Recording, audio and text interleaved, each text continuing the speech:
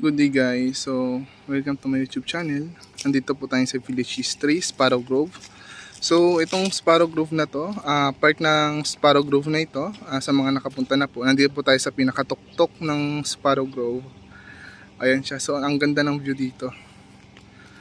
Ayan.